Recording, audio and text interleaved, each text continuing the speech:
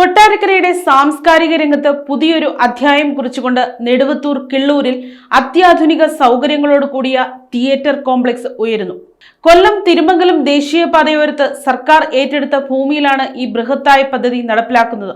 മന്ത്രി KN ബാലഗോപാലിന്റെ മുൻകൈയും പ്രത്യേക ഇടപെടലും കൊണ്ടാണ് നാട്ടുകാർ ഏറെ നാളായി പ്രതീക്ഷിച്ചിരുന്ന ഈ സമുച്ചയം യാഥാർത്ഥ്യമാകുന്നത്.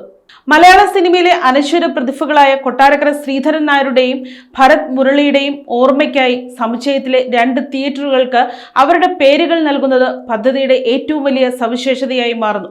കൂടാതെ സാംസ്കാരിക പരിപാടിക്കായി ഒരു മിനി ഓഡിറ്റോറിയവും ഒരുക്കപ്പെടുന്നു. മാതൃകാ രൂപരേഖ ഇതിനോടകം തന്നെ ജനശ്രദ്ധ പിടിച്ചുപറ്റിയിരിക്കുന്ന ഈ പദ്ധതി നാടിന്റെ സാംസ്കാരിക വളർച്ചയ്ക്ക് ആക്കം കൂട്ടുന്ന വൻകിട സംരംഭമായി മാറുന്നു. ഇന്ന് വൈകുന്നേരം നടക്കുന്ന പ്രൗഢഗംഭീരമായ നിർമ്മാണ ഉദ്ഘാടന ചടങ്ങിലൂടെ കൊട്ടാരക്കരയുടെ സാംസ്കാരിക ചരിത്രത്തിൽ പുതിയൊരു അധ്യായം തുറക്കപ്പെടും. News desk, Kottarakkara media.